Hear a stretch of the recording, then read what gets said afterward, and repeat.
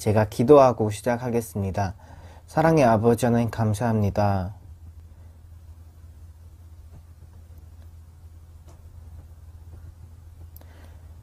날씨가 이제 많이 추워졌는데 이 예배 함께 드리는 우리 지체들의 마음을 몸과 마음을 지켜주시고 이 추운 겨울 가운데서도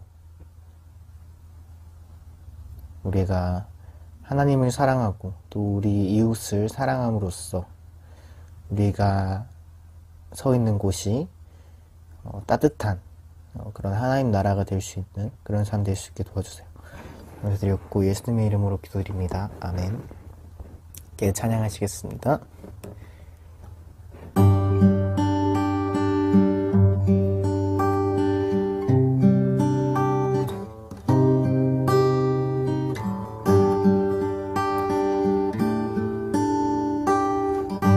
갈보리산 위에 갈보리산 위에 십자가 섰으니 주가 고난을 당한 표라. 험한 십자가를 내가 사랑함을 주가 보혈을 흘림일세. 최후 승리를 얻기까지 주의 십자가 사랑하리.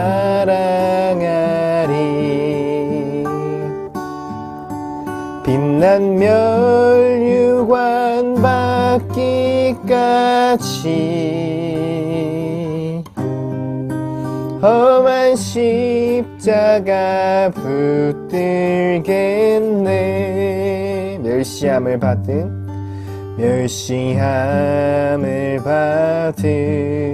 주의 십자가에 나의 마음이 끌리도다. 귀한 어린 양이 영광 다 버리고 험한 십자가 지셨도다. 최후 승리를 얻기까지 주의 십자가 사랑하리. 빛난 멸류관 받기까지 험한 십자가 붙들겠네.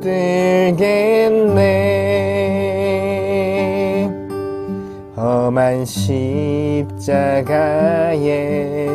주가 흘린 피를 믿는 마음으로 바라보니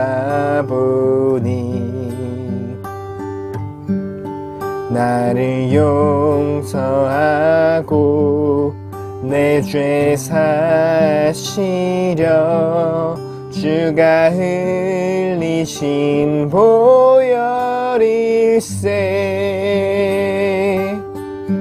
최후 승리를 얻기까지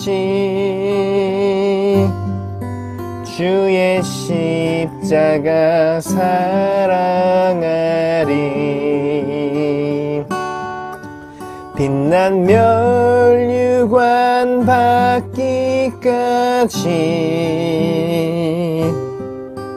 험한 십자가 붙들겠네. 주가 예비하신 나의 본향집에 나를 부르실 그날까지 험한 십자가를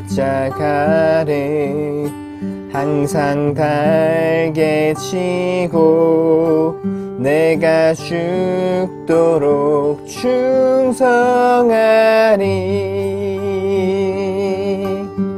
죄의 승리를 얻기까지 주의 십자가 사랑하리. 빛난 멸류관 받기까지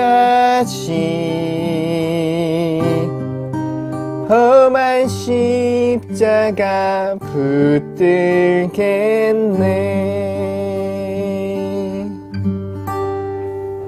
아멘. 이 시간 잠깐 같이 함께 기도했으면 좋겠습니다.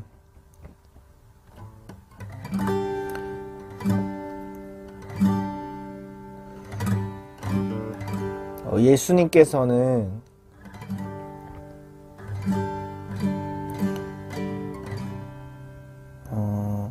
자신의 고난을, 스스로의 고난을 벗어나실 수 있는 그런 능력이 충분하셨습니다. 12군단도도 되는 천사를 보내서 자신의 못 박는 로마 군인들을 없애버리실 수도 있었어요. 하지만 예수님께서는 친히 6월절 어린 양이 되셔서 그들의 폭력을 받아내시고 십자가에 돌아가셨습니다.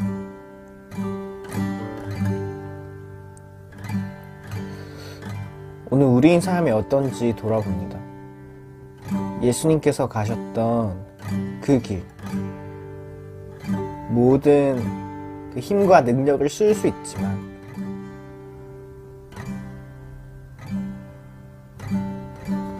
그것을 쓰는 것이 사랑이 아니기 때문에, 그것을 쓰는 것이 그분이 가셨던 길이 아니기 때문에, 그것을 억제하셨던, 그리고 자신의 몸을 내어주셨던 그 사랑이 오늘 우리 삶 가운데 있는지 돌아봅니다. 혹시 그분의 길과는 반대로 힘과 능력만을 얻기를 바라며 힘만 된다면, 능력만 된다면 그것으로 다른 이들 누르면서 살아가고자 하는 마음이 우리 안에 있지 않은지 돌아봅니다. 지금 함께 같이 기도할 때 예수님께서 가셨던 십자가에 대해서, 지셨던 십자가에 대해서 함께 또 생각을 하면서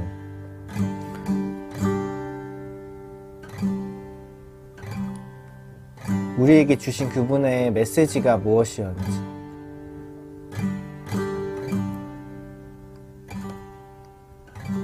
자신의 유익을 위해서 보디가드 하나 세우지 않으시고 그들의 폭력을 받아내셔야 했던 그 사랑에 대해서 함께 같이 생각하시고 예배를 위해서 함께 같이 기도했으면 좋겠습니다. 기도드리겠습니다. 사랑의 아버지, 감사합니다. 십자가에 대해서 생각합니다. 주님께서 우리 삶 가운데 들어오셨습니다. 그저 하늘에서 우리의 삶을 바라보시고 안타까워하신 정도가 아니라 우리를 구원하시기 위해서, 우리 죄의 문제를 해결하시기 위해서 우리 삶 가운데 들어오셨고 친히 십자가를 지셨습니다. 주님, 우리 삶을 돌아봅니다. 이기지 못해서, 상대방을 누르지 못해서, 더 갖지 못해서, 더 얻지 못해서 안타까워하고 있지는 않습니다. 그렇다면 우리 십자가의 길을 다시 한 번 더 마음에 새깁시다. 무조건 다 내어주고 희생하라는 것이 아니라 우리가 다른 일을 누르고 찍어 누르고 또 우리 힘으로 그렇게 살아갈 수 있을지언정 그렇게 하지 않으셨던 예수님을 기억하면서 우리가 사랑의 길을 택할 수 있는 그런 그리스도인들 될 수 있게 도와주세요. 다른 이를 해치지 않고 사랑으로 견디며 절제하며 또 자신을 내어주는 그런 그리스도인들 될 수 있게 도와주세요. 감사드립니다. 이 시간 함께 같이 기도합니다. 사랑의 아버지 하나님 감사합니다.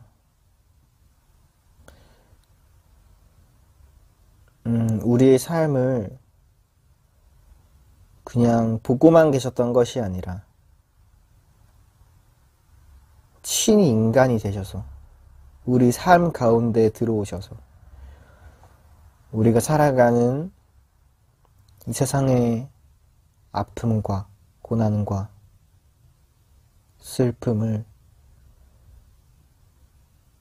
똑같이 살아가셨던 예수님을 기억합니다. 그저 자신의 안위를 누리고자 하늘 보좌에 계시지 아니하고 친히 우리 고통 가운데로 들어오셔서 십자가 지시고 자신을 내어주심으로써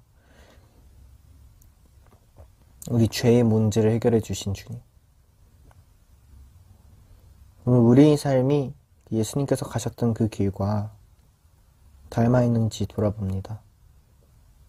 더 갖지 못해서, 더 얻지 못해서, 더 누르고 올라가지 못해서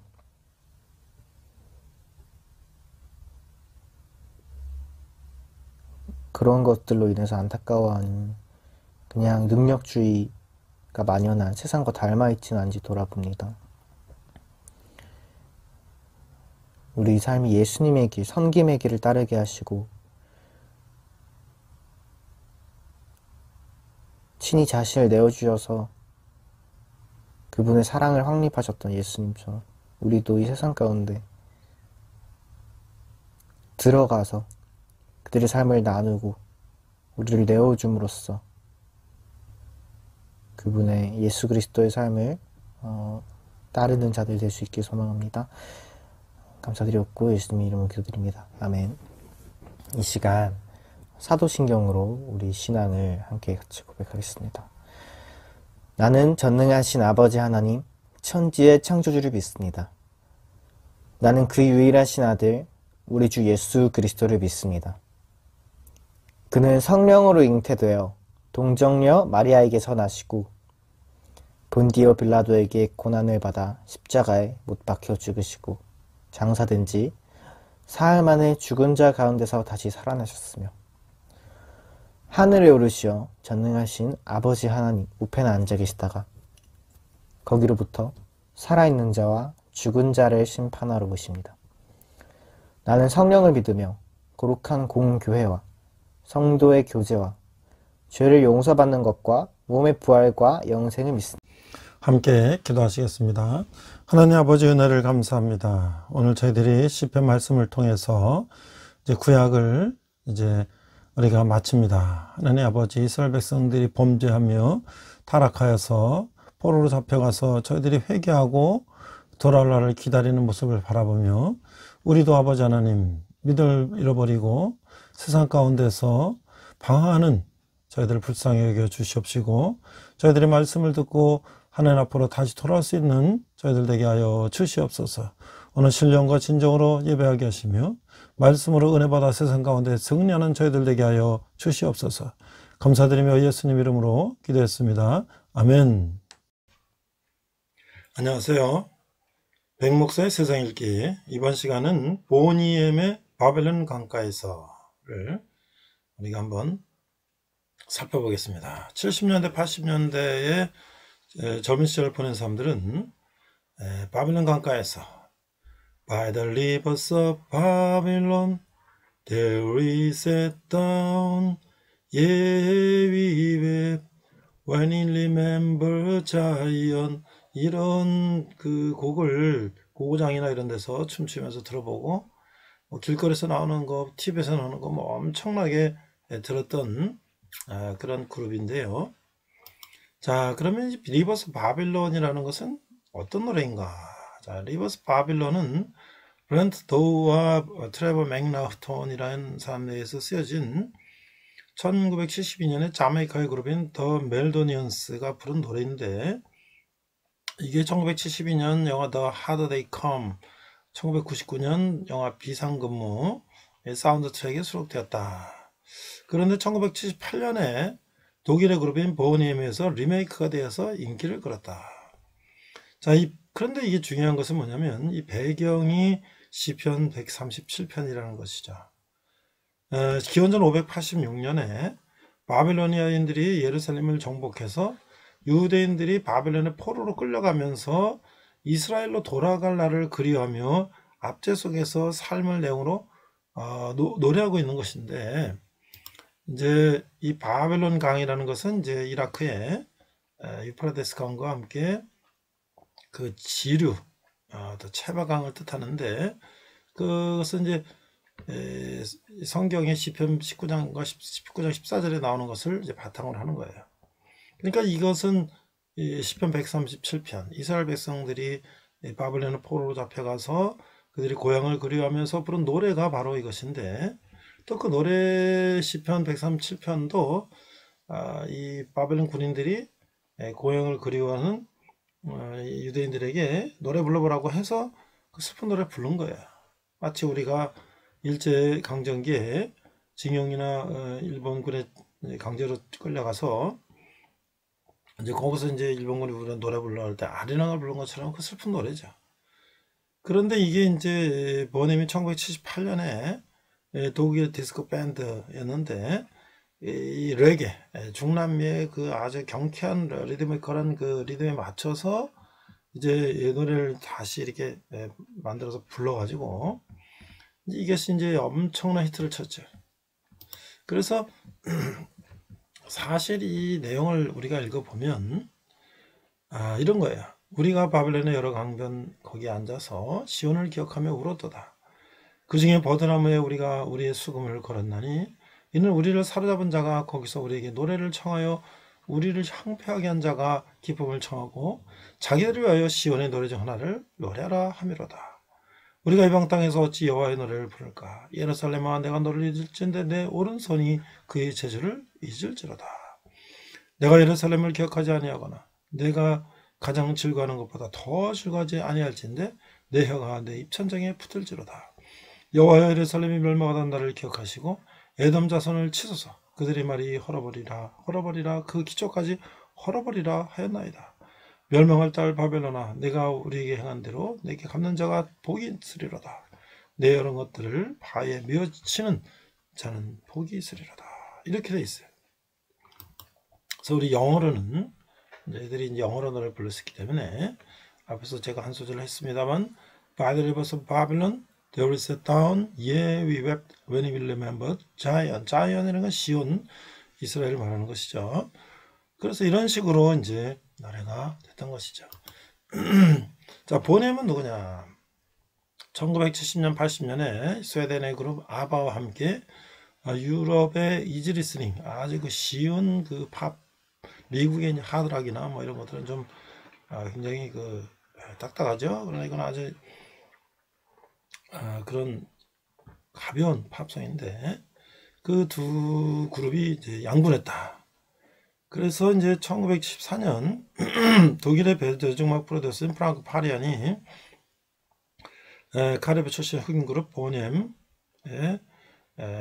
Baby Do You Wanna Bump라는 것을 발표했고, 그러나 흑인 음악 같은 노래뿐일 뿐 실제로는 멤버가 존재하지 않고 그냥 무명 작곡자이던 프랑크 파리안이 직접 부르고 무명 가수들이 코러스를 넣어서 그냥 음반을 만들어서 한번 이제 반응을 볼 겸 발표했는데, 이게 아주 히트를 치면서 이제 드디어 그룹을 이제 결성해야 되겠다 해서 자메이카 태어난 영국 작가진 리드 보컬 막내 리즈 미첼, 또 자메이카 출신 독일 흑인인 마르샤 바렛, 그 서인저도 출신 윌리엄스, 세 명의 흑인 여성과 남성 보컬이 한 명 있는데, 네덜란드령 이르바 출신 바비 페럴이라는 한 명의 흑인 남성이 조직이 돼서 드디어 이제 전 세계적으로 이제 유명해졌다. 자, 그래서 이제 Baby Do You Wanna Bump로 인지도 쌓고 Daddy Cool이라는 노래도 있었고, 그다음에 이제 뭐 한창 이제 인기를 끌어서 소련 공산국가인 소련까지 가서 공연할 만큼 대단한 인기를 끌었는데, 그 후에 이제 인기가 점차 하락되면서 해체되고 이제 이렇게 다시 이제 부분적으로 재결합되는 등 이제 그런 부침을 겪었다.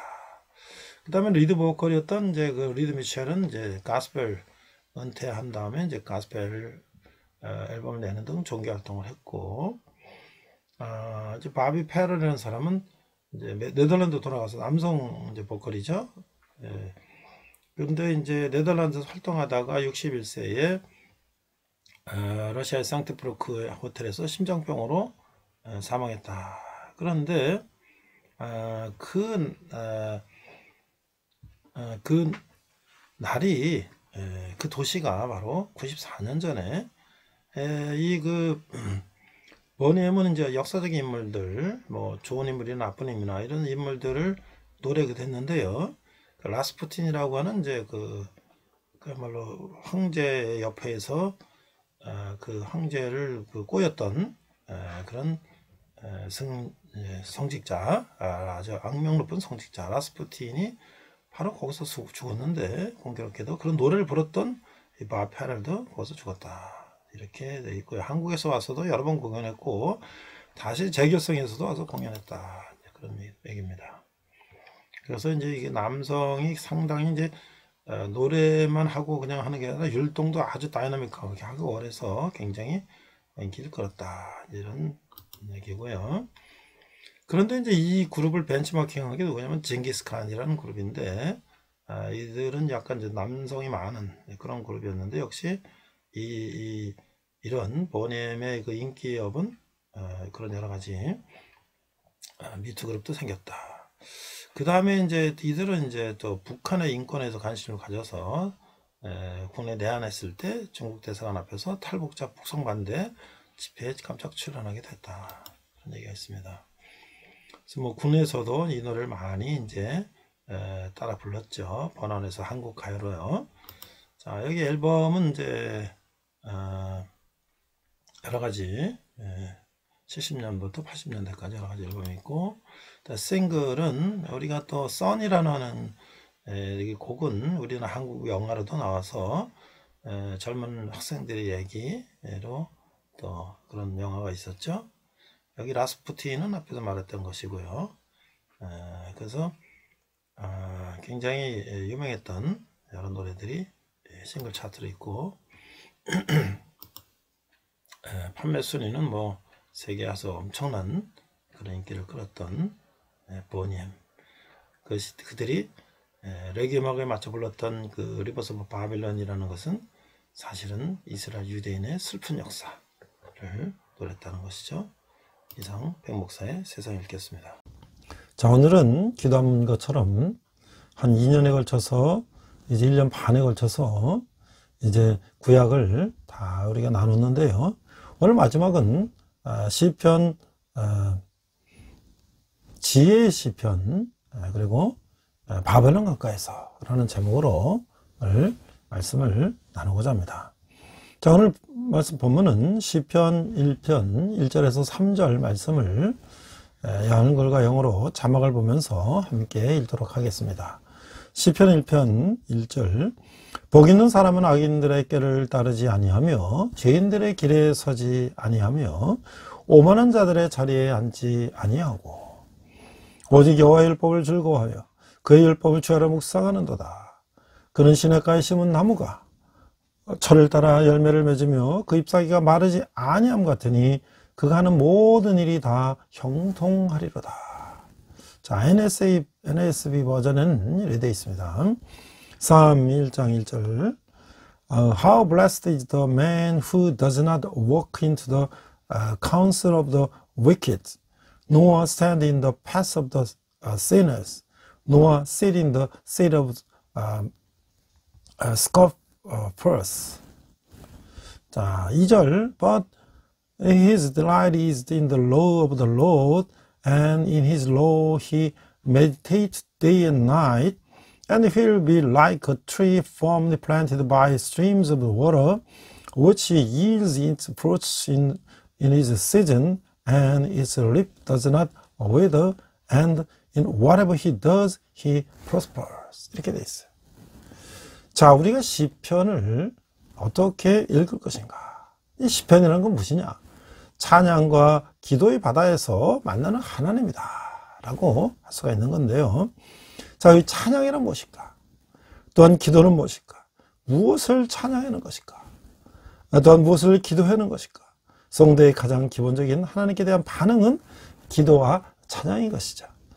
어떻게 기도해야 하며 찬양해야 할까에 대한 해답을 이 시편에서 우리가 찾아볼 수 있는 것이죠. 시편은 수백 년 동안 이스라엘 하나님께 드린 찬양과 기도 이 150개를 5권으로 이제 나눠서 편집해 놓은 찬송 모음집이다. 그리고 또 기도 모음집이다. 이렇게 말씀할 수가 있어요.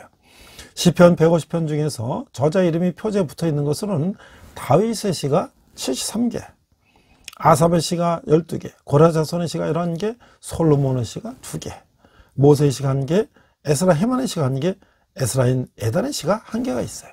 나머지 대부분은 이제 저자를 알 수 없다는 거죠.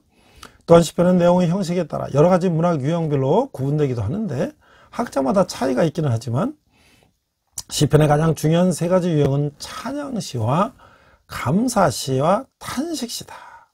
이외에도 지혜시와 제왕시, 신뢰시, 회상시, 순례시, 시온시 등의 여러 특징적인 유형으로 구분하기도 한다는 거예요. 왕이 부른 거, 과거를 회상하는 거, 순례자의 노래, 시온에 대한 노래 이런 것들이요.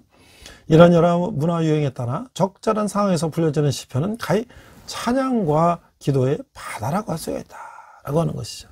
성도의 신앙 수준은 곧 그가 드리는 찬양과 기도의 수준 이상일 수가 없다고 하는 거예요. 그렇죠. 우리가 믿음이 어렸을 때는 하나님 이거 주세요 저거 주세요 하는데 우리가 믿음이 잘하면은 하나님 제가 무엇을 하나님께 드릴까요? 이제 이런 기도를 하는 것이죠. 찬양과 기도 속에는 성도들이 하나님과의 관계에서 느끼는 기쁨과 슬픔, 의심과 불안, 믿음과 신뢰, 소망과 사랑 등의 온갖 감정이 집합되어 있다라고 하는 것이죠. 찬양과 기도는 성도의 마음의 동산에 하나님의 은혜로 피어난 온갖 꽃들과 열매들이라고 할 수가 있는 것이죠. 이것은 왜 시편이 교회사를 통해서 성도들로부터 그토록 사랑받는가를 말해주고 있는 것이죠. 자, 시편은 성도들의 마음, 성도들의 영혼의 거울이었던 것이었어요. 시편의 거울을 내 영혼을 비춰보았을 때 시편의 찬양과 기도가 과연 내 영혼에 메아리치고 있는가? 시편의 찬양이 나의 찬양이 되며 시편의 기도가 나의 기도가 될 때까지 시편을 읽고 또 읽어 보도록 해야 할 것이에요. 시편은 최고의 경건서적이며 최고의 영적 성장 지침서다고 할 수가 있는 거예요. 어떤 이들은 시편을 일주일에 한 번씩 읽기도 하고 어떤 이들은 시편을 전부 암송하기도 한다고 하는 것이죠. 자, 우리가 시편 1편의 이 중요성을 살펴보면 앞에서 우리가 했습니다만은 다시 한번 읽어보면 시편 1장 1절 복 있는 사람은 악인의 길을 따르지 아니하며 죄인들의 길에 서지 아니하며 오만한 자들의 자리에 앉지 아니하고 오직 여호와의 율법을 즐거워하여 그의 율법을 주야로 묵상하는도다. 그는 신학가에 심은 나무가 철을 따라 열매를 맺으며 그 잎사귀가 마르지 아니하고 함 같으니 그가 하는 모든 일이 다 형통하리로다. 4절 악인들은 그렇지 아니하며 오직 바람에 나는 겨와 같도다. 그러므로 악인들은 심판을 견디지 못하며 죄인들이 의인들의 모임에 들지 못하리로다. 무릇 의인들의 길은 여호와께서 인정하시나 악인들의 길은 망하리로다. 이렇게 말씀하고 있어요. 그 시편이 지금 150편으로 편집된 것은 이 바벨론 포로기 이유라고 생각이 되는 거예요. 시편의 바벨론 포로 때의 형편, 이게 137편과 바벨론 포로 기한 때의 이 정서 126편을 노래한 시가 있어요. 70년간 포로 생활에서 돌아온 이스라엘의 찬송가 편집자들은 의도를 가지고 시편 1편을 첫 번째 찬송가로 배치했을 것이다. 이미 이스라엘의 나라는 망했고 돌아온 이스라엘 백성들은 자신들이 이방인들과 구별되는 정체성을 찾을 수가 없었다고 하는 거예요. 그래서 학자 에스라는 이스라엘 백성의 정체성으로 율법의 지킴 여부를 해주었어요. 에스라가 이 저자라고 이게 추정되는 119편도 율법의 중요성을 강조하는 시였다라고 할 수가 있는 거예요. 시편 1편은 시편의 총론이고 나머지 149편의 시들은 시편 1편의 강론이다라고 할 수가 있다고 하는 것이죠. 율법 지킴의 중요성은 하나님을 바르게 이해하는데 필수적이지만 이것이 형식주의에 흘러 율법주의를 만들어내는 불행을 초래하기도 한다. 율법 지킴을 강조하는 이유는 이스라엘이 주변 나라들의 우상 숭배를 쫓고 여호와의 율법을 헌시작같이 버렸기 때문에 여호와의 진노를 초래했고 심판을 받아 젖과 꿀이 이르는 가나안 땅에서 쫓겨나는 불행을 당했다고 하는 것이죠. 여호와의 율법을 사랑치 않고 그 율법을 배신했기 때문인 것이죠. 포로기한 후에 이스라엘 시편들은 이런 뼈저린 각성 가운데 여호와의 율법 사랑을 강조하는 시편 1편을 찬송가의 소대 배치해서 했던 것이죠. 여호와의 찬양자는 진정 여호와의 말씀을 시편으로 이 생명으로 사랑하는 자여야 한다. 그래서 우리가 이제 시편 1편이 하나님의 백성이 예배함으로써 복을 받는 길이 무엇인가를 보여주고 있다. 그래서 이 복 있는 자가 무엇이냐? 이 복 있는 자는 악인의 길을 따르지 않고 죄인의 길에 서지 않고 오만한 자리에 자리에 앉지 않는데 그러며 오직 여호와의 율법을 즐거워하고 그 율법을 취하는 묵상하는 그런 사람이다 라고 할 수가 있는 것이죠. 이때 묵상이라는 말은 무엇이냐? 이건 히브리어로 하가라고 하는데 이것은 뭐냐면 단순히 관념적으로만 생각하는 것이 아니라 더욱 적극적으로 생각하고 그걸 또 실천하는 데까지 포함하는 것이 묵상한다라고 하는 거예요. 단순히 우리가 머릿속에 생각하는 것으로 끝나는 것이 아니라는 것이죠. 이 시편은 인생의 두 갈래 길을 보여주고 있어요.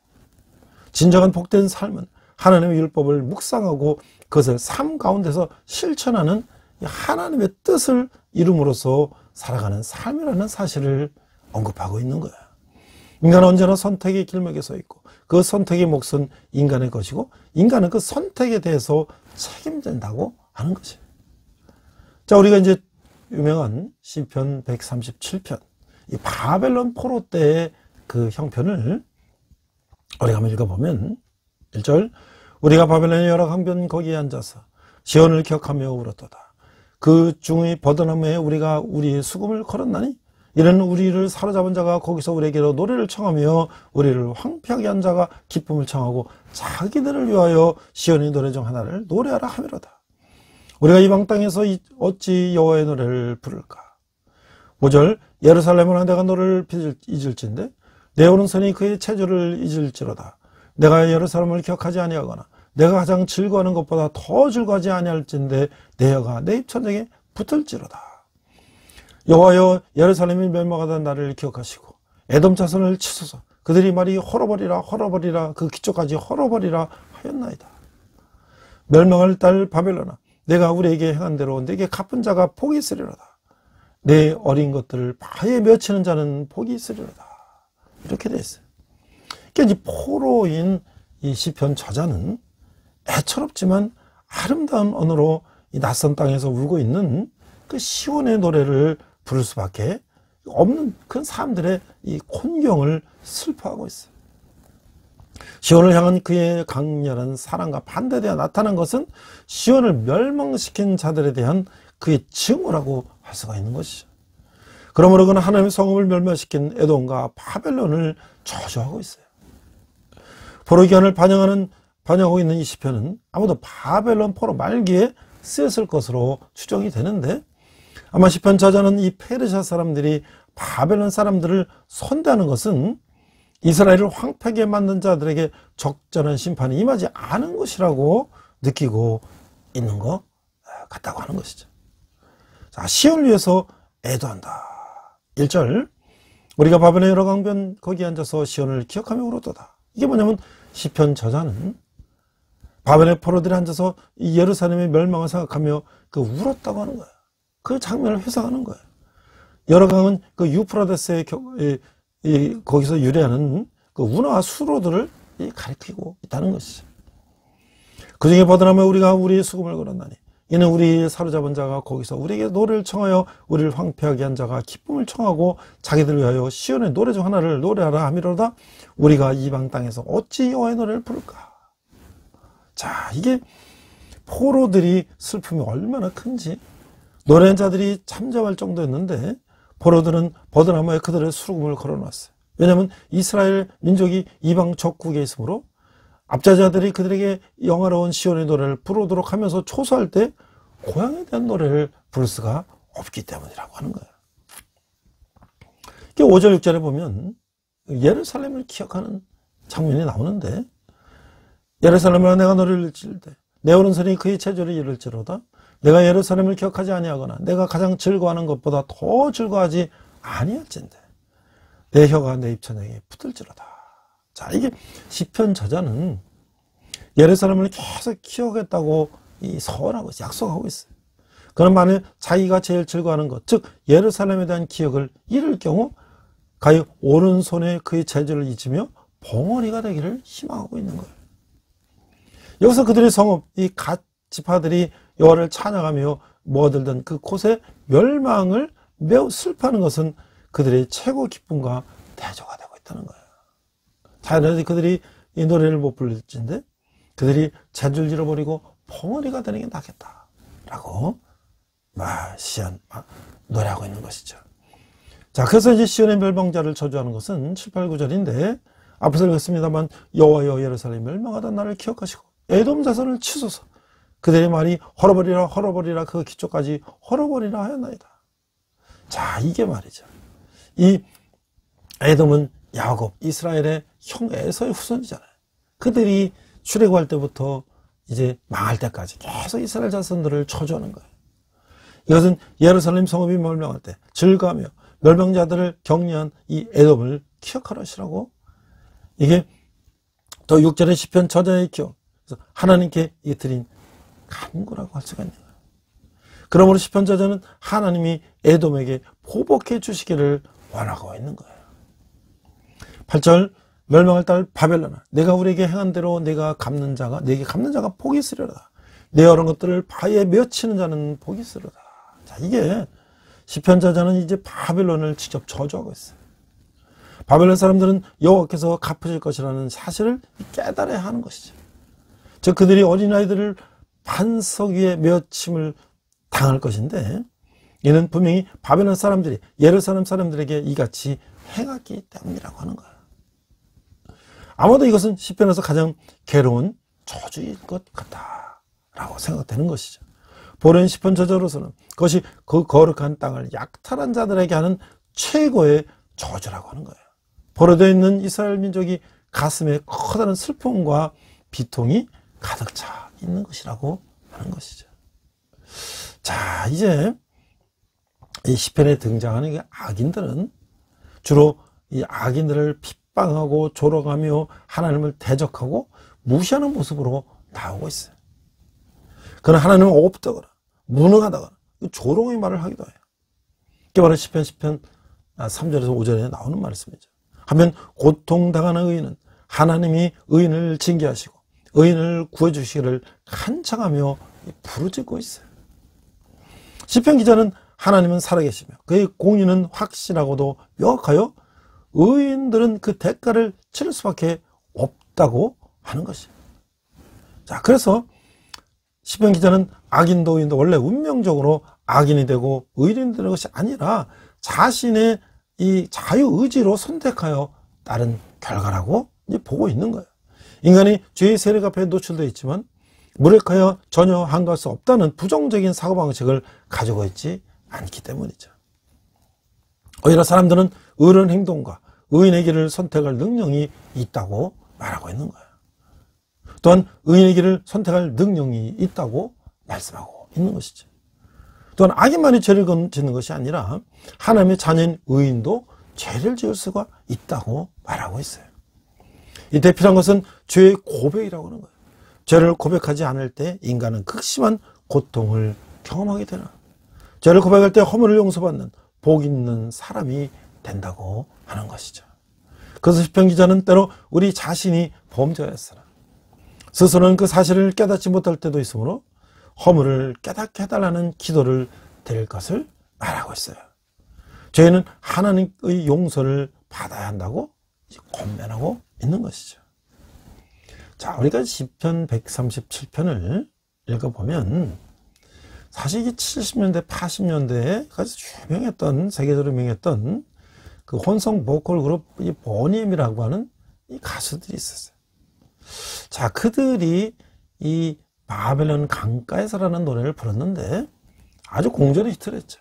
저희가 대학교 다니고 그럴 때 뭐 고고장에서 이 노래가 나오면 춤추고 뭐 아주 뭐 이제 그랬는데 단순히 이 노래가 그냥 유행가라고 생각을 했어요. 근데 이 바벨론 강가라고 해서라고 하는 이 노래의 가사는 시편 137편이었던 것이죠. 그럼 바벨론은 무엇이냐? 이게 조선 월간조선에 나온 거 보니까 이 바벨론이 세계 문화유산이 되다. 이게 보니엠의 리버스 오브 바벨론, 이것이 이 70년대 말 디스코 붐을 타고 인기가 끌어서 우리나라에서 이제 바벨론 강가에서라고 번안돼서 노래되었는데 이 바벨론은 어디냐라는 게 이제 월간조선에 나왔는데 고대 바벨론의 제국에 쓰였던 바벨론이 유네스코 세계문화유산으로 등재됐다. 그 유네스코 세계유산위원회는 최근 아제르바이잔 바쿠에서 열린 제43차 WHC에서 바벨론을 세계 문화유산으로 등재했다라고 밝혔다는 이 기사가 나왔어요. 자, 이라크 땅에 있는 이 바벨론은 세계 4대 문명의 발성지인 유프라데스, 티그리스강, 유역, 그 메소포타미아 문명 중 핵심이다.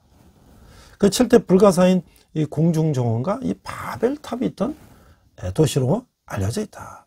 바벨탑은 구약성서 창세기의 노아의 후손들이 대형수후 교만해져서 하늘에 닿도록 탑을 세우려다 신의 진노를 사게 되어 중단됐다는 얘기가 전해지고 있다. 자, 이제 이게 이 바벨론 말이죠. 기원 20세기 전, 그러니까 지금부터 약 4,000년 전부터 그 6세기, 600년, 기원 전 600년 전까지 흑망을 반복하며 세워 올린 문명의 지박체인데 아름답게 채색된 벽돌로 벽을 쌓고 유프라데스 강물로 운하를 만들었다고 하고 있는 거야. 그래서 이 바벨론은 바벨론 시에 대한 이 히브리 말인데 하나님의 문이라는 뜻이에요. 인류는 바벨론의 신화 때문에 숱한 외국어의 정글 속에서 갇혀서 때로는 언어의 창벽이 간절해지는 무서운 불신, 오해 속에서 사로잡히게 됐다. 그 분명히 세계는 하나이고 S지만 외국끼리 통하지 않는 의사는 결국 말하는 벙어리나 다름없다. 이게 이제 경향신문에서 나왔던 것인데요. 제가 이제 2003년에 오늘의 교회에서 세계 선교훈련 받고 김사물 선교사님과 함께 이라크 정탐 등 일정으로 가서 보니까 이 이라크의 동남부, 그러니까 우리나라 뭐 광주 광역시 정도 해당하는 곳이 갈대아 우르 지역인데 거기가 아브라함의 고향이에요. 근데 거기에 보니까 사막 가운데 우리나라 아파트 한 동마보다 더 큰 그런 탑들이 여러 개가 있어요. 그게 이제 바로 바벨탑이죠. 근데 그것을 이제 계속 하나님께 대적하려다가 하나님이 언어를 혼잡시키고 이제 그들이 다 언어가 다 갈라지면서 그걸 더 이상 할 수가 없었죠. 근데 그것을 이제 BC 6세기에 느부갓네살이 바벨론에 다시 융성하게 되자 그걸 다 다시 짓고 이스라엘을 멸망시키고 그랬는데 그것이 이제 21세기 와서 이제 사담 후세인이 다시 그 유럽 중동에 자기가 이제 맹주가 되겠다고 또 그렇게 대량 학살 무기를 만들고 뭐 바벨탑을 다시 재건하고 이제 그런 상황 속에서 미국의 부시 대통령이 이제 사막의 폭풍 작전 뭐 이렇게 해갖고 쳐들어가서 사담 후세인을 제거하는 그런 전쟁이 있었죠. 근데 그것이 바로 메소포타미아 문명이고 바로 그것이 바벨탑이 있던 바벨론이었다는 거예요. 그것이 오늘의 이라크 지역이라고 하는 것이죠.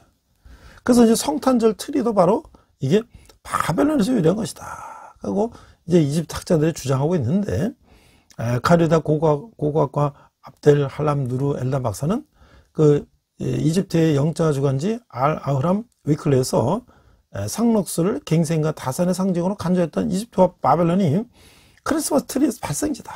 그래서 이제 그게 서방으로 넘어간 것은 수천 년 지난 후다. 뭐 이렇게 이제 얘기를 했어요. 근데 이제 여기서 이제 유명한 바벨론아 우리가 최근에 21세기 와서 기억을 많이 하는 것이 뭐냐면 바로 보넴의 리버스 오브 바벨론이라고 하는 노래예요. 그래서 원곡은 이제 멜로디안스의 라는 사람이 불렀는데, 이제 그 사람들이 이제 별로 이렇게 인기가 크지 못했는데, 이제 그것이 다시 이제 1978년에 보넴이 다시 부르게 돼서 그것이 이제 히트가 쳤다는 거죠. 그래서 이제 그게 바로 시편 137편 바로 그 가사라고 하는 거예요.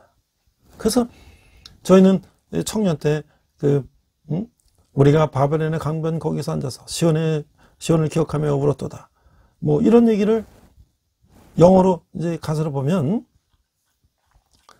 By the rivers of Babylon, there we sat down, yeah we wept when we remembered Zion.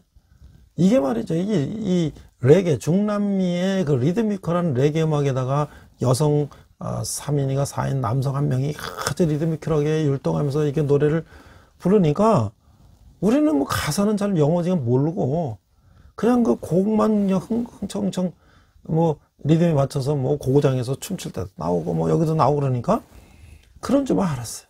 그럼 나중에 이 가사가 무슨 가사인가? 이게 바로 이스라엘이 패망하고 포로로 잡혀갔던 그런 노래였다는 거야.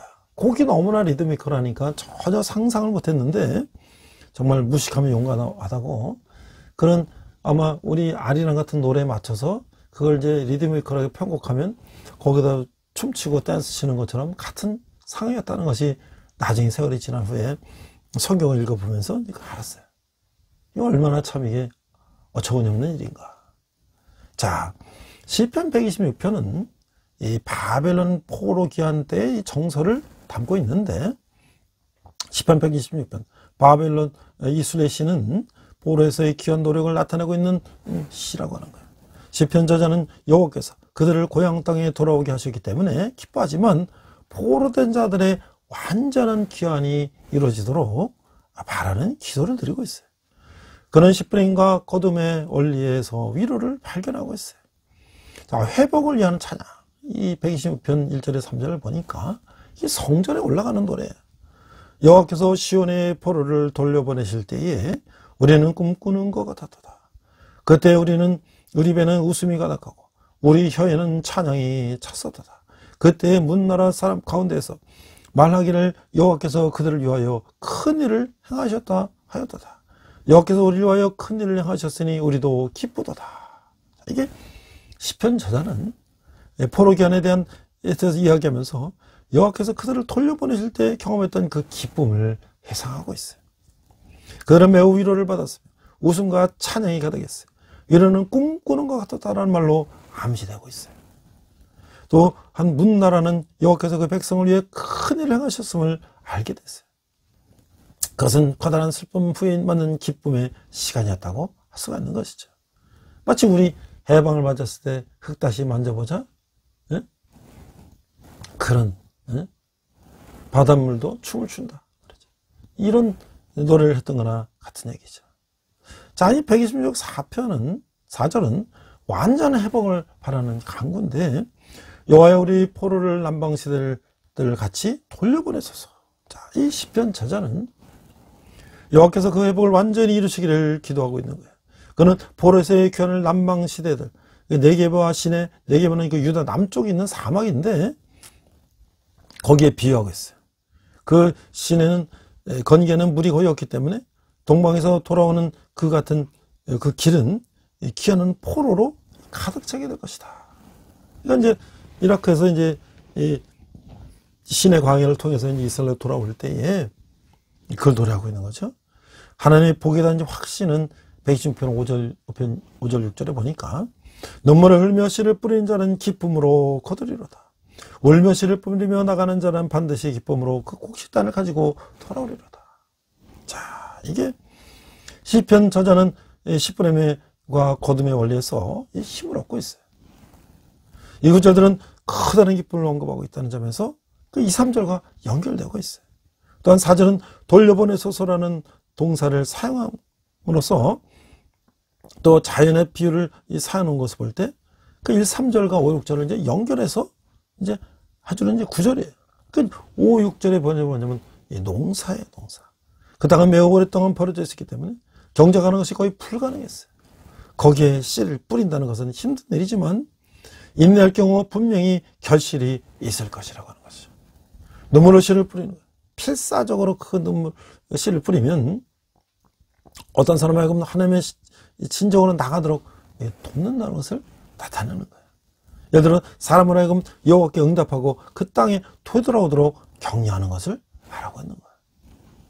그리고 즐거운 추수, 이 거두리로다라는 그 믿음으로 그 땅에 돌아온 다른 사람들을 가리키는 것이, 시편 저자는 얼마나 필사적인 노력과 자제를 겪든 간에 지속적인 노력이 결국 더 많은 사람들을 이스라엘 땅으로 돌아오게 할 것이다 라고 확신을 하고 있는 것이죠. 시프린과 거둠의 비유는 신자들에 의해 널리 사용되어 왔죠. 갈라디아 6장 7절에 보면 이제 시프린의 비유가 있죠. 예수님은 시프림이 천국의 메시아를 전파하는 것, 추수는 믿음으로 그분을 영접하는 사람들이라고 마태복음에서도 말씀하고 있는 것이죠. 자, 우리가 이제 시편을 생각해 보면 이 찬양과 고백의 책이다. 시편은 다양한 유형의 시를 통해서 하나님을 찬양하고 하나님의 아름다움과 선하심을 고백하는데, 거기는 다윗이라든지 아삽이라든지 에단이라든지 솔로몬, 모세, 고라의 자손 등이 시편의 저자들이라고 하는 거예요. 시편 기자들의 시는 하나님을 향한 찬송과 구원을 향한 기도로 구성되어 있다 라고 우리가 앞에서 살펴봤어요.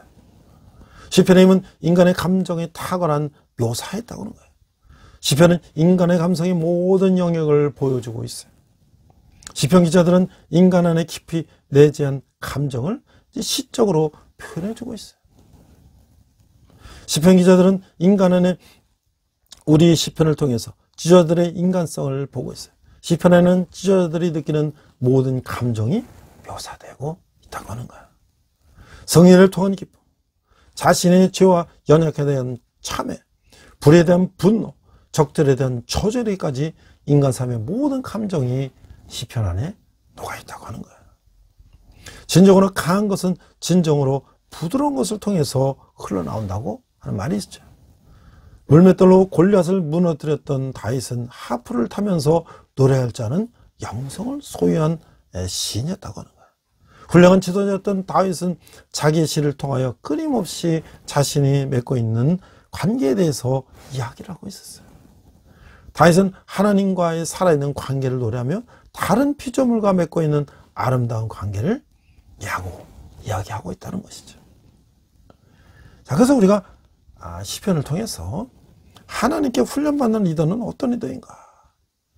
하나님은 어떤 상황에서도 개인의 성품 개발과 성장을 이끌어내고 계신다. 그러나 거기에는 하나님 뜻에 가까이 기꺼이 복종하려는 인간의 자세가 전제되어야 한다라고 하는 거예요. 하나님 만민의 삶을 주관하시는 분이시지만 특히 그분의 목표에 맞게 빚어지는 이들은 그분 뜻에 자기 뜻을 굴복한 사람들이다 라고 하는 것이죠. 그분의 뜻에 자기의 계획을 내어놓은 자는 절대로 자아가 살아있지 않다고 하는 거예요. 이러면서 하나님이 우리 목표를 위해서 인생을 이끄시면 그야말로 삶 전체가 배움의 장이 된다 라고 할 수가 있다고 하는 거예요. 좋은 것이든 나쁜 것이든 어떤 경험도 허비되는 것이 없다는 것이죠. 바울은 로마서에서 이렇게 말씀하고 있어요. 로마서 8장 28절, 우리가 알거니와 하나님을 사랑하는 자 곧 그의 뜻대로 부르심을 입은 자들에게는 모든 것이 합력하여 선을 이루느니라. 또한 하나님은 사람들의 시간을 낭비하지 않는다고 하시는 거예요. 인간의 고통도 무시하지 않고 계시다는 것이죠. 그분은 치유하실 뿐만 아니라 최악의 경험에서도 성장을 이끌어내신다는 것이죠. 그런 의미에서 우리 인간의 관계는 상품을 빚으시는 하나님의 도구다. 아무리 뛰어난 리더십 이론과 광범위한 훈련을 받아도 하나님의 삶을 이끄시지 않는 한 훌륭한 영적 리더가 될 수가 없다고 하는 거야. 이런 면에서 시편의 말씀을 경청해야 한다고 하는 것이죠. 솔로몬의 시 곧 성전을 올라가는 노래 127편 1절에 보니까 여호와께서 집을 세우지 아니하시면 세우는 자의 수고가 헛되며 여호와께서 성을 지키지 아니하시면 파수꾼에 깨어있음이 헛되도다. 이렇게 말씀하고 있어요. 하나님께서 자기 걸음을 인도하셨다는 것을 깨닫는 리더의 마지막 외침은 험악한 세월 가운데서 저 하나님의 은총과 그분의 인도하심이 있었다는 고백을 하게 될 것이다 라고 하는 것이죠. 우리가 이 시편을 바라보면서 읽어보면서 그 리더는 하나님의 아름다움과 영광을 보는 안목에서 탁월하다. 하나님의 리더는 이 탁월한 리더십을 가지고 있는데 그들은 하나님의 영광을 위해서 사람들을 기쁨으로 인도한다는 거예요. 시편은 리더의 영성에 대해서 탁월한 모범을 보여주고 있다고 하는 거예요. 이 리더십이란 단지 사람들을 조정하는 기술이나 전략이 아니라 리더는 자신의 내면에서 하나님의 아름다움을 보는 사람이며 스스로 사람됨의 기쁨을 누리는 사람이다 라고 하는 것이죠. 리더가 되는 것은 인간성을 잃어버리는 것이 아니라 리더가 되는 것은 인간됨을 유지하면서 다른 사람을 돕는 것이라고 하는 거예요. 리더는 노래를 부르며 시를 풀며 감탄하는 능력을 소유한 사람이다. 리더는 주님 안에서 안식을 누리고 새 힘을 받을 필요가 있다고 하는 거예요. 그래서 리더는 백성을 이끄는 사람이지만 동시에 하나님의 이끌림을 받는 사람이라고 하는 것이죠. 리더는 사람의 마음속에 내적인 동기를 불러일으키는 사람이다. 그래서 리더는 양을 인도하는 목자와 비슷하다는 거예요. 목동이었던 다윗은 자신을 인도하시는 참 리더이신 하나님을 노래했어요. 시편은 우리의 진정한 리더신 하나님의 성품에 대해서 올바른 지식을 선사하고 있다라고 할 수 있는 것이죠. 우리가 창세기부터 이제 말라기까지 또 이 시편 이제 바벨론의 포로가 잡혀갔을 때 그 시편과 다시 성전에 올라가는 그 마지막 시편까지 읽으면서 인간이 얼마나 하나님께서 나는 너의 하나님이 되고 너는 나의 백성이 되라고 강조하셨는데 인간이 얼마나 제 갈 길로 자기 멋대로 갔는지 자기 소견에 옳은 대로 행했는지를 우리가 살펴보며 오늘도 우리가 이 세상 가운데 하나님을 떠나서 방황하는 좌절하고 낙심하고 자살하는 그런 많은 영혼들을 바라보면서 정말 이 세상을 구원하시기 위해서 이 정말 낮고 천한 모습으로 이 땅에 오신 예수 그리스도를 우리가 다시 한번 이제 나의 구주로 삼고 우리가 그런 제 속에는 옳은 대로 삶의 삶이 이제 예수 그리스도를 나의 구주, 나의 구원자, 나의 구세주로 이제 삼고 사는 삶은 정말 세상이 감당할 수 없는 그런 삶을 우리에게 주실 것이라는 것을 이제 우리는 다음 주부터 이제 복음서를 통해서 또 사도행전을 통해서 서신서를 통해서 구약에서 기다리던 그 메시아가 이 땅에 오셔서 어떻게 우리에게 힐링, 우리 병든 자를 치료하시고 티칭, 말씀을 가르치시고 프레칭, 복음을 전파하셨는지를 우리가 한번 살펴보는 그런 이제 또 앞으로의 여정이 되기를 간절히 소망합니다. 기도하겠습니다. 하나님 아버지 하나님을 감사합니다.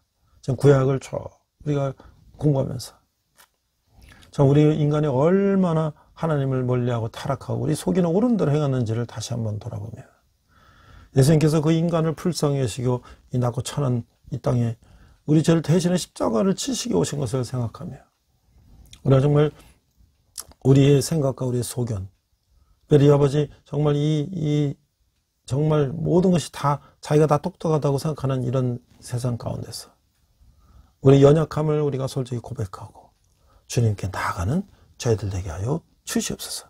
감사드리며 예수님 이름으로 기도했습니다. 아멘. 시간 헌금 찬양 하시겠습니다.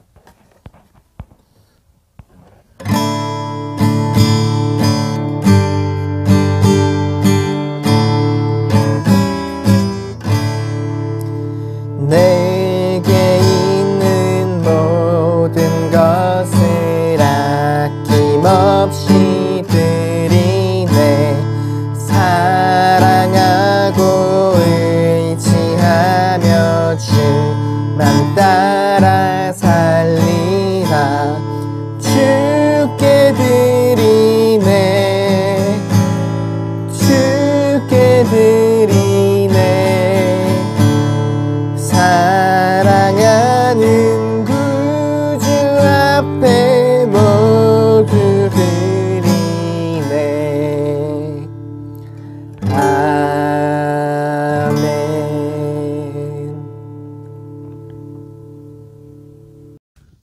비가 온 이후에 날씨가 이제 본격적으로 이제 가을 날씨가 시작되고 있습니다. 이제 그동안은 참으로 더운 날씨와 따뜻한 가을이었는데요. 아침에는 이제 벌써 서리가 내리고 날씨가 추워지고 있습니다. 우리 학생들도 이제 중간고사 끝나고 각 학교마다 뭐 축제와 여러 가지 그동안 코로나 팬데믹으로 이제 중고등학교 동안 하지 못했던 그런 즐거운 시간들을 또 대학 캠퍼스에서 갖는 시간이 될 것입니다. 그러나 우리 이제 대학생 선교단체들도 또 그들에게 복음을 전하는 그런 노력들을 계속 하게 될 것입니다. 이제 군대에 있는 청년들도 참으로 외로운 시간을 보내고 있는데요. 이제 지난주에는 우리 이제 의정부 비전계 이제 이 목사님 교회에서 이제 이 찬양팀이 와가지고 같이 위문하고 햄버거도 맛있는 용품도 나눠주고 또 우리 군인 형제도 밴드가 또 같이 찬양하면서 아주 즐거운 그런 정말 시간을 보냈습니다. 많은 청년들이 주님께 나와서 정말 그런 이 세상에 뭐 음악도 다 좋고 다 좋지만 하나님 앞에 나와서 청년들이 정말 진정한 그런 하나님의 기쁨, 예수님이 주시는 우리 기쁨을 누린다면 그들이 아무리 어려운 환경 속에 있더라도 그들이 등에 그것을 감당하고 이겨냈을 것이라고 생각합니다. 여러분들이 후원하는 한 달에 10,000원 후원은 우리 청년들이 주님께 돌아오는데 귀하게 사용될 것입니다. 기도하겠습니다. 하나님 아버지의 은혜를 감사합니다. 저희가 적은 예물을 주님께 드렸습니다. 이 예물이 쓰는 것마다 주님의 영광이 나타나게 하시고 우리 청년들이 주님께 돌아오는데 귀하게 사용되게 하여 주시옵소서. 지금 우리 주 예수 그리스도의 은혜와 하나님 아버지의 극진하신 사랑과 성령님의 감화감독 역사하시며 죄악 가운데 있던 우리들을 위해서 나고 천한 모습으로 이 땅에 오셔서 우리 죄를 대해 십자가에 돌아가신 예수님을 바라보며 살기를 다짐하는 우리 예배드리는 모든 성도들 위해 열방의 백성들과 선교사님의 특별히 북한에서 고통받는 북한 동포들 위해 지금부터 영원토록 함께 하시기를 간절히 축원하옵나이다. 아멘. 우리 함께 선한 능력으로 찬양하시면서 한 주간 승리하시기 바랍니다. 이 시간 함께 결단 찬양 선한 능력으로 부르시겠습니다.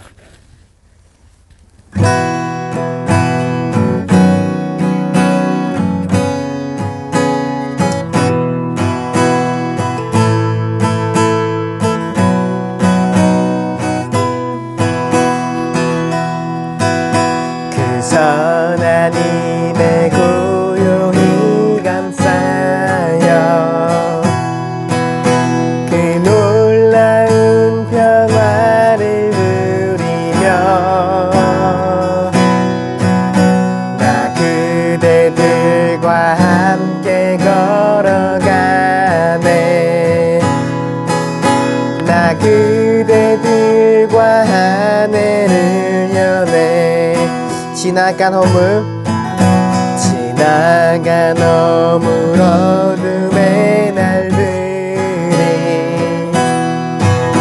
무겁게 내 영혼 짓눌러도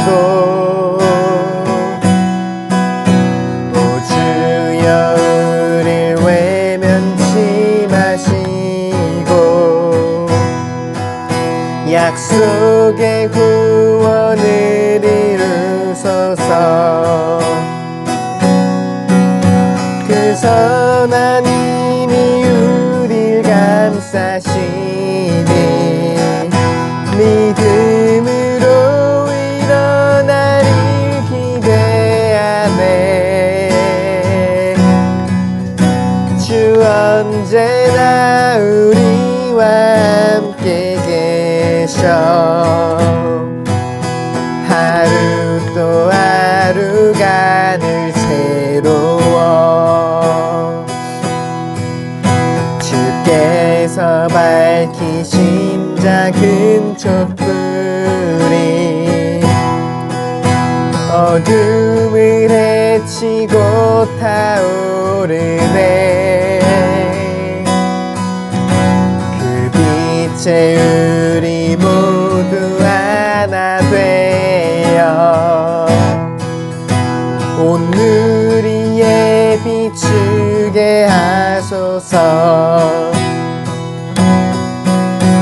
그 선한 힘이 우리 감싸시니 믿음으로 일어날 일 기대하네. 주 언제나 우리와 함께 계셔. 하루 또 하루가 늘 새로워. 이 고요함이 깊이 번져갈 때 저 가슴 벅찬 노래 들리네. 다시 하나가 되게 이끄소서. 당신의 빛이 빛나는 이 밤 그 선한 힘이 우릴 감싸시니 믿음으로 일어날 일 기대하네. 주 언제나 우리와 함께 계셔. 하루 또 하루가 늘 새로워. 주 언제나 우리와 함께 계셔. 하루 또 하루가 늘 새로워. 주님과 동행하는 복된 한 주 되시길 축복합니다.